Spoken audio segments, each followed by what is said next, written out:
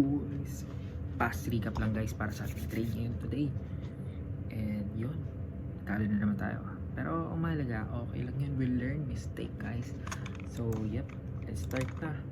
And we're gonna do this fast as I can. So yung background natin as long, di ba, meron pa rin tayong fair value gap here. So, and we are low, higher, low, higher, low. So, yeah, we must go low. Pero, look here. No. Yan, ito yung kahapon natin. 4 hours. Buy sides. Start to go down and have this. And have this. We set this one. Ops. Dali. As much as possible para mabilisan lang. Let's go to the 1 hour guys. Para mas bilis. Then we swap this one. Oh, mali. Let me just replay this.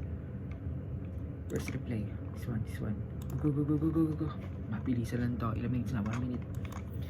Yan. So, yeah. So, I'm here at 8:30 guys. Go 1. Boosh. We have SMT made. And we're also at the session previous New York. Yeah, previous New York low guys. Then we have SMT. Then anong thinking natin is up to have high. This is London high. Ito yung target natin guys. So second target lang natin yan. And also we have resting fair value gap here. And if we look here in 30 minutes guys, we have this. Oh, that's really good, diba? Then after that made, we have asan yung bilis? Oops. Now we have SMT again here, looking at 15 minutes guys. And we have inverse fair value gap. So my thinking is, oh, nagka-inverse na. Also we had, so then break of structure guys, chalk. Diba? We have this one pa. So thing is to have higher. No, before that, ito pa pala muna. Wala pa to. Ito. Dito na tayo sa 8:30 to 9:30. 9:30 start to go high.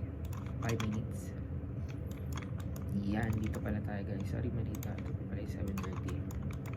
We made S&T 2 minutes late. And inverse fair value gap here, we made at 50 minutes, alam ko. Or 3, 5. Yan, something like that. Then after this one, hit high. Much and amat. Then, nagkaroon tayo dito. So, we had this chalk. This what is in change of delivery state. Also, we made CISD. And then after this one, I measure it to premium to discount. And then, discount hit. Then, what? I put my trade here guys. It's a turtle soup. Kasi in a liquidity graph, tas grid up ulit in lower time frame.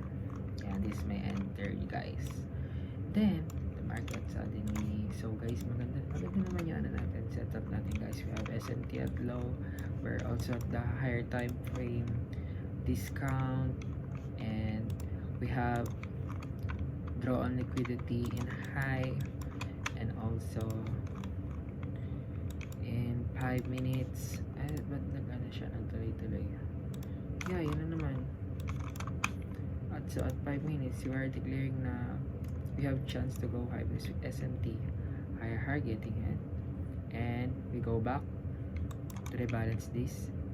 Reverse fair value gap, say SD, boosh, enter at dyan. Then the price could high, but it didn't go high. Just boosh. Let's continue lower.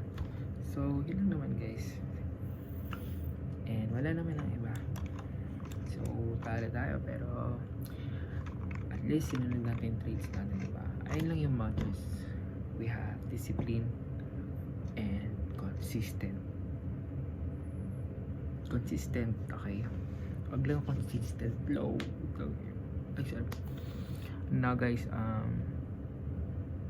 5 low streak. Pero okay lang yun. Ang mahalaga, we're learning. Like I said, it's puzzle na binubuo mo pa konti-konti. So yun, 5 minutes up. See you boss guys. Bye-bye.